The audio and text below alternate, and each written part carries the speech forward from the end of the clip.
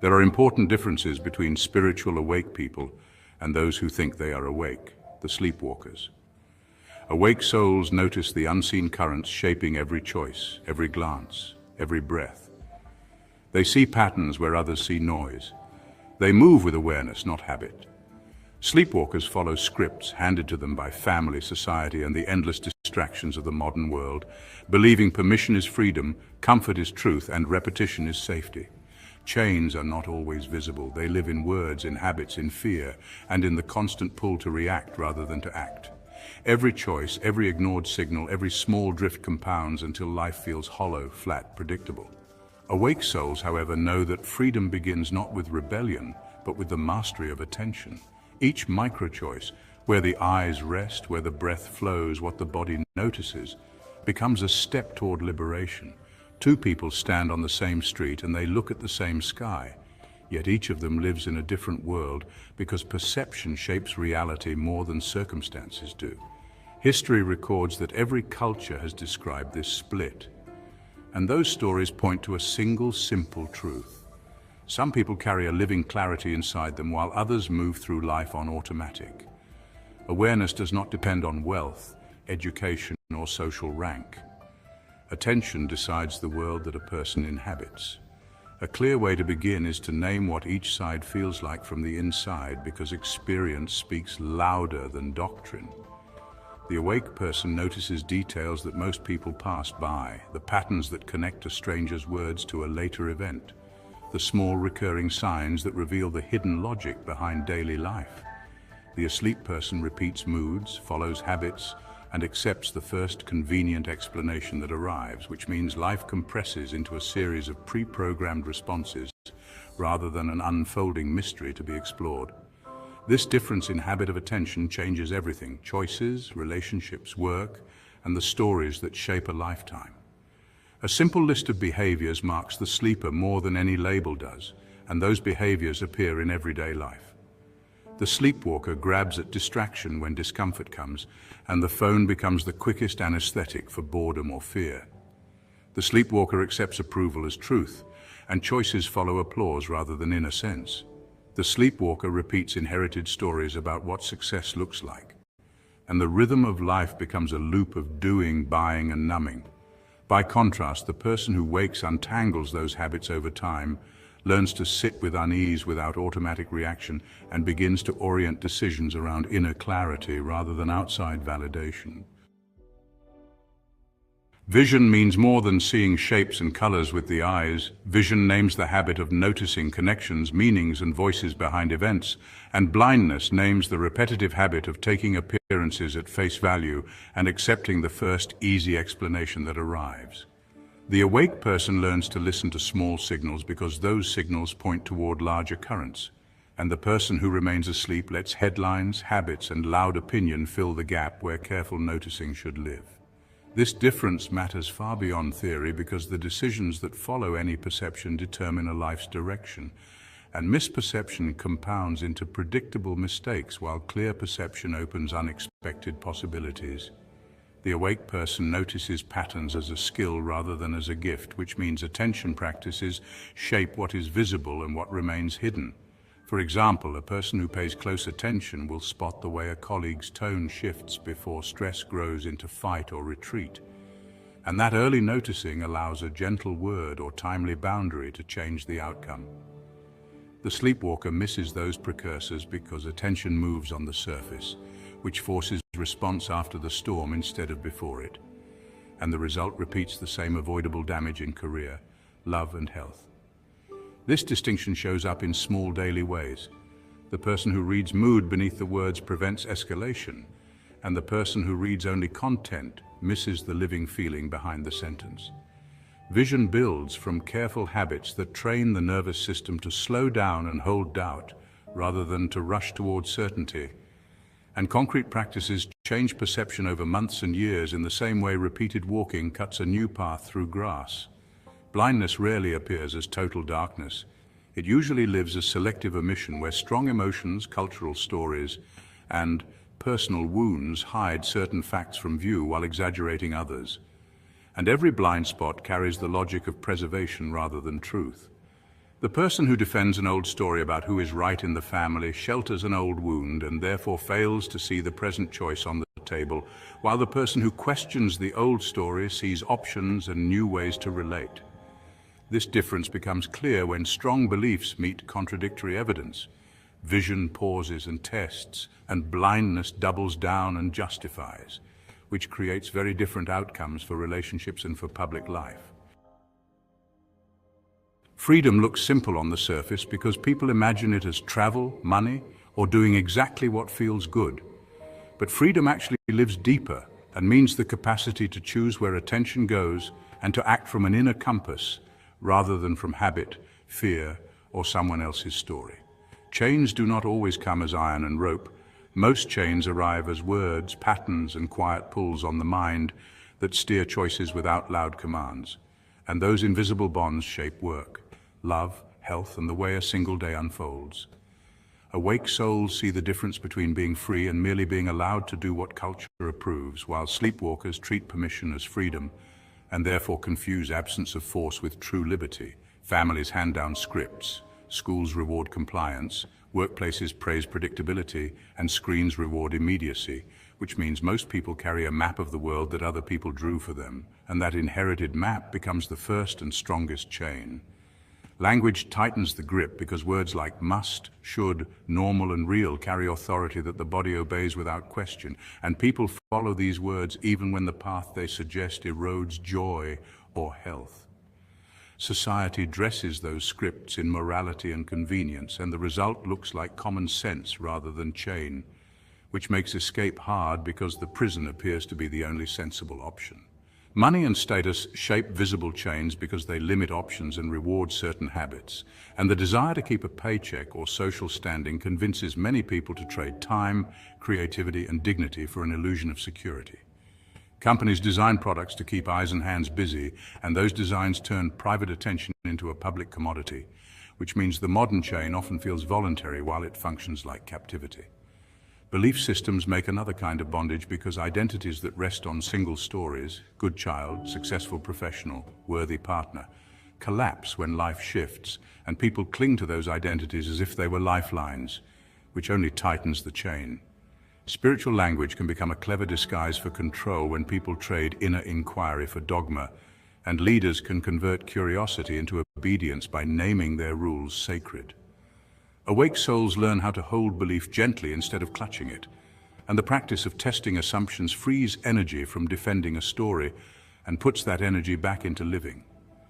Chains change how people love, create, and rest because habits limit the range of possible responses and make life feel smaller over time, and repeated small compromises accumulate into a life that looks comfortable while feeling quietly hollow.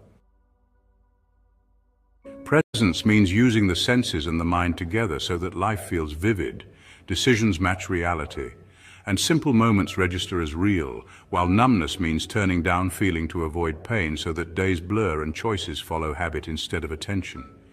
People who practice presence notice the texture of a room, the tone in a voice, and the small changes in their own breath, because these details feed clear judgment and honest connection. And people who move through numbness miss those cues because the nervous system prefers safe sameness to the risk of feeling something difficult. This difference looks small in a single hour but becomes enormous across months and years because small acts of noticing build a life that tastes like something rather than a life that only looks like something on the surface.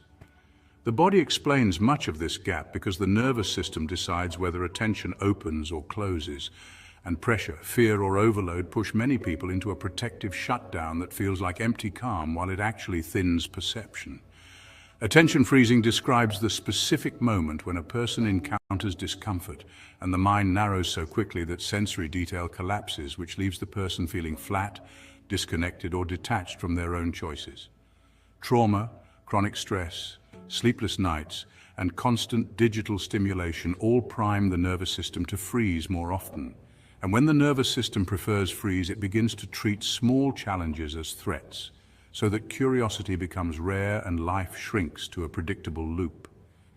Modern life creates special pressures that invite numbness, because screens, notifications, and non-stop entertainment deliver short, sharp hits of novelty and emotion while rewarding speed instead of depth, and the brain adapts by lowering baseline sensitivity so that ordinary moments stop registering as satisfying.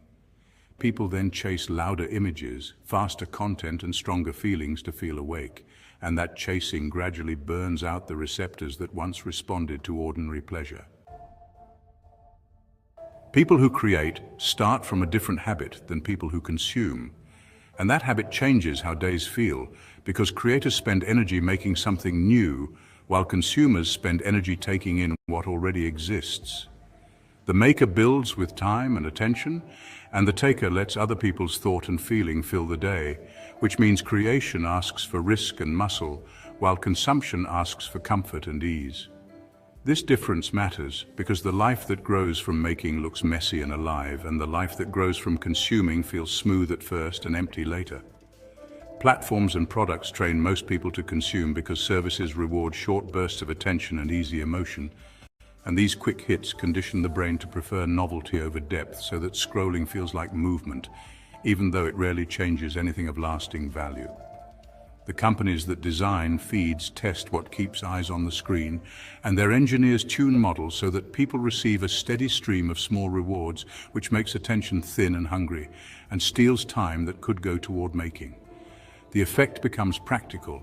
A person who watches endless videos gains temporary excitement but loses the slow, quiet hours that make learning and skill possible. Creators experience a different reward system because making produces a slow, growing satisfaction that comes from skill, feedback, and the act of finishing, and that satisfaction keeps returning in ways that no quick hit can match. The brain rewards small successes when a person practices, and those small wins accumulate into competence that changes how future challenges are met. Which means a person who writes one short page every morning will build the habit of completion, and then will have pages where there used to be none. Flow appears for creators when the work stretches ability without breaking it, and that flow feels sustained and nourishing rather than frantic and draining. People who move toward creation need both inspiration and structure because inspiration lights the first step and routine carries the steps forward, and relying on mood alone guarantees a stalled idea, while combining a short daily ritual with a clear goal makes projects inevitable. Depth grows when curiosity turns into patient practice, and when questions keep arriving long after the first easy answer seems to finish the conversation. And shallow life grows when distraction and speed become the habit, so that nothing holds long enough to reveal its true shape. People who live with depth choose fewer quick pleasures and more slow commitments, because slow commitments teach what the surface hides. And those commitments can be as small as reading one thoughtful page each morning, as steady as a weekly conversation with a trusted friend, or as demanding as a 3-year project that resists finish for the sake of learning. Each steady practice trains the mind to stay with difficulty instead of fleeing from it. Depth shows up in real time when a person listens long enough to notice the change in tone that signals truth, when a creator returns to an old piece and finds new meaning, and when a relationship contains silent rooms that people enter together instead of filling with noise, and those moments add up until life itself stops feeling like a collection of snapshots and begins to feel like a single, coherent story. The easiest way to build depth is to name one area where shallow habits dominate and to protect 15 minutes a day for a single, slow practice in that area. And the nervous system will reward that steadiness by making curiosity less anxious and more reliable. Energy behaves like currency because the body and mind spend it, store it, and trade it with other people. And awake people learn to manage energy instead of letting other people or algorithms spend it for them. Tiredness often looks like a lack of will, but fatigue usually begins long before the visible collapse, when screens, rushed meals, fractured sleep, and emotional obligations quietly drain reserves. And the awake person pays attention to those invisible leaks by tracking what restores and what depletes across days. A simple habit that changes the pattern is to keep a short daily ledger where one writes the single activity that raised energy and the single activity that lowered energy, and repeated entries reveal patterns that words alone do not show. Once patterns appear, it becomes possible to guard time around restorative activities such as sunlight, slow movement, clean food, and real conversation. And those protections raise baseline vitality so that decisions feel less reactive and more chosen. Energy also shifts when boundaries get clearer because people who take on other people's anxiety as if it were their own will feel depleted fast. And learning to say no in small, specific ways protects capacity so that generosity becomes sustainable rather than bankrupting. Destiny grows when small choices point in the same direction for months and years. And drift happens when choices respond only to the next loud demand, so that life arrives like a surprise rather than like a design. People confuse destiny with grand visions and dramatic calls, but destiny often begins as a quiet pull that shows up as recurring interest, as a persistent dissatisfaction with comfortable routines, or as repeated invitations that return no matter how they get ignored. And awake people honor those small pulls to test whether they are genuine. The practical path from pull to purpose includes making tiny commitments that create feedback loops, trying a weekend class, volunteering once a month in the field that calls, saving a small portion of income toward a project, and asking 3 honest people whether they see a pattern. These steps produce information without requiring permanent change, and that information either confirms the pull or shows it to be temporary. Destiny also needs constraints because open-ended freedom often leads to distraction, and placing a limit such as a 12-week focus, a minimal budget, and a clear deadline creates a pressure that clarifies whether the calling carries forward energy or fizzles under friction. Please share this video with everyone you love and care about.